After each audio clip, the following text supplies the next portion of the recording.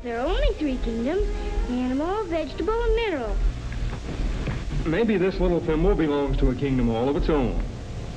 The fourth kingdom. The kingdom of plastics. Plastics? Banyak alasan mengapa plastik menjadi salah satu bagian yang tidak bisa terpisahkan dari peradaban manusia modern. Murah, tahan lama, dan praktis. We use plastics in every aspect of our lives. Engineering, the home, decoration, medicine, art, and games. Segala macam alasan mendukung terciptanya plastik. Plastics come from many different raw materials. Saat itu, penggunaan kantong kertas dianggap membahayakan lingkungan. Semakin banyak kantong kertas, semakin banyak pohon yang ditebang. The demand for a wood that will not rot, that termites will not eat, that fire... Plastik ini adalah benda yang relatif baru ditemukan oleh manusia, kemudian baru dibuat secara masif itu mulai dari tahun 1950-1960. Produksinya kalau kita bandingkan sekarang itu 20 kali lipat lebih kecil. Sekarang itu adalah zaman plastik. Karena apa sih nggak pakai plastik? Mulai dari kacamata saya plastik, baju kita kebanyakan plastik, apapun kayaknya itu udah plastik gitu.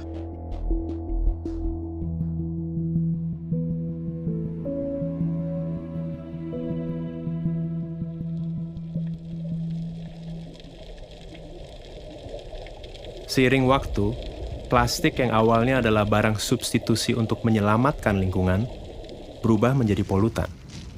Tentu hal itu terjadi karena penciptanya, kita, manusia. Plastik mendominasi jenis sampah di masyarakat, mulai dari kantong plastik, gelas plastik, sedotan plastik, styrofoam, bungkus mie instan, pembungkus makanan ringan, produk-produk sachet, minuman sachet, shampoo sachet, sabun sachet. Kita di Indonesia permasalahan paling besarnya mungkin di single use plastik. Alasan dari para industri yang menjual produk-produk dalam sasetan itu adalah karena daya beli masyarakat di Indonesia yang lemah. Karena ketika dijual dalam bentuk langsung 500 gram, mereka nggak sanggup beli. Indonesia ini unik banget, karakter sampahnya ini berbeda satu daerah dengan daerah yang lain. Mayoritas sampah di ibu kota dikirim begitu saja ke TPA gitu, dan setiap 2 hari sampah ibu kota Jakarta itu bisa membangun satu Candi Borobudur banyaknya. Sifatnya yang sangat sulit terurai, pelan-pelan menjadikan plastik sebagai penghuni tetap bumi. 80% sampah itu berasal dari kegiatan yang ada di darat, 20% berasal dari kegiatan yang ada di laut. Bahkan di Palung Mariana, di sana udah ditemukan sampah plastik. Berarti sampah plastik itu ada di tempat yang banyak orang sampai tidak pernah ada orang masuk ke dalam sana. Plastik yang manusia gunakan untuk membungkus dan memberi umur yang lebih panjang bagi makanan mereka, kemudian menyelinap masuk ke piring mereka. Tanpa sadar, manusia juga menimbun plastik berukuran mikroskopik dalam sistem pencernaannya. Kita baru aware terhadap polusi plastik itu mungkin baru tahun 2000-an lah gitu, di mana laut kita ternyata ada 5 triliun pieces plastik dan kemudian ada lebih dari 250.000 ton plastik gitu di laut, yang kemudian ini akan terakumulasi di biota-biota yang pada akhirnya dikonsumsi oleh manusia. Mikroplastik ini itu udah sampai masuk di plankton gitu. Zooplankton dimakan oleh ikan yang lebih besar, kemudian ikan yang kecil itu kemudian dimakan sama yang lebih besar lagi, pada akhirnya ditangkap oleh nelayan kita, dan kemudian ada di pasar ikan kita, pada akhirnya ada di meja makan kita gitu, ikan itu gitu. Nah kalau misalnya itu sudah dimakan, itu justru malah lebih bahaya. Ada yang namanya nanoplastik lebih kecil dari 1 mikron, itu bisa langsung masuk ke ke saluran darah. Bila itu terjadi, bisa masuk ke saluran sistem saraf pusat, dalam hal ini adalah otak. Manusia mulai sadar, bom waktu bernama plastik sudah berdetak sejak awal diciptakan. Mereka mencari cara untuk menjinakkan bom waktu ini, atau setidaknya melambatkan waktu. Yang justru harus kita lakukan adalah kita mencari bahan pengganti yang kuatnya sama seperti plastik, yang fleksibelnya sama kayak seperti plastik, tetapi dia ramah lingkungan. Dari 7 spesies plastik yang hanya bisa di-recycle tuh hanya 2. Nah, ketika itu kotor, jorok, satu kontainer yang ternyata tercemar oleh bahan yang tidak bisa di-recycle, akhirnya nggak bisa di-recycle gitu. Ends up-nya di penimbunan gitu, pembuangan sampah, karena nggak bisa di-recycle. Atau kemudian karena nggak bisa di-recycle, yaudah gue bakar aja insenerator. Permasalahannya adalah masalah tata kelola, khususnya juga di Indonesia. Kalau kita menggunakan instrumen kesadaran gitu ya, harus sadar dulu, itu butuh waktu yang lama, sedangkan sampah dan masalahnya itu sekarang gitu. Jadi setiap orang itu wajib memilah sampah, itu namanya wajib, ya harus ada konsekuensi kalau tidak dilakukan. Gubernur DKI Jakarta Anies Baswedan mengeluarkan peraturan gubernur tentang larangan penggunaan kantong plastik. Larangan penggunaan kantong keluarkan plastik. Peraturan gubernur tentang pelarangan penggunaan plastik. Pergub larangan penggunaan kantong plastik sekali pakai untuk larangan Regulasi gaya hidup baru dan slogan-slogan tentang bahaya plastik terus didengungkan agar umat manusia punya satu pemahaman yang sama tentang plastik.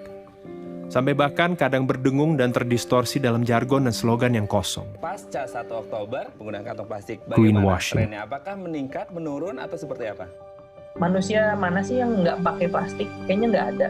Jadi yang harus kita lakukan duluan adalah kita menutup keran dari sampah plastik, sumber sampah plastik. Dengan cara kita mengurangi konsumsi plastik itu, terutama konsumsi plastik yang sekali pakai.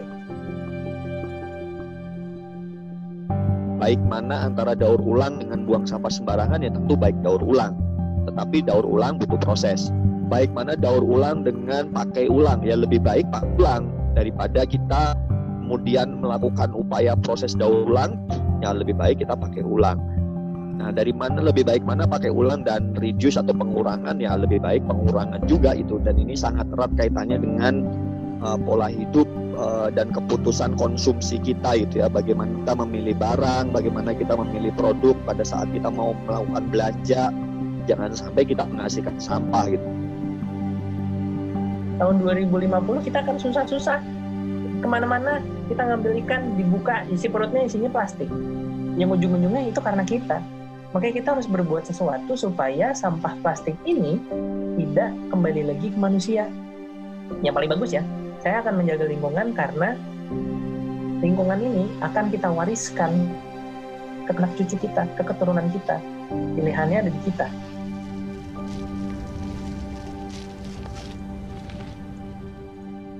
Ke informasi selanjutnya, wabah virus corona mulai Berbagai virus corona berdampak positif terpapar corona. Social distancing. Social distancing social distancing pickup impact of social distancing. Sampai dengan film ini dirilis, kita sedang terancam oleh pandemi COVID-19. Pandemi membuat manusia mengambil jarak dengan sesama, juga dengan plastik. Penggunaan plastik menurun karena manusia hanya diam di rumah. Di Jakarta, terjadi penurunan jumlah sampah hingga mencapai 620 ton per hari. Di Bogor, penurunan jumlah sampah mencapai 100 ton per hari. Now the coronavirus has taken over as the biggest worry for many, as air pollution has dissipated. So yes, we are seeing significant emissions reductions. Kualitas udara di Indonesia, khususnya kota Jakarta, jauh lebih bersih lantaran dengan wabah virus corona, polusi udara di China justru berkurang drastis. The ozone layer of our planet is now healing.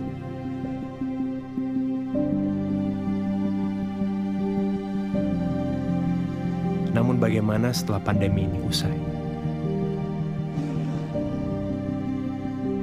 Nah, kalau saya berpikir, nanti kalau saya sudah mati, kemudian nanti ditanya malaikat, kamu dulu ngebuang sampah berapa banyak nih?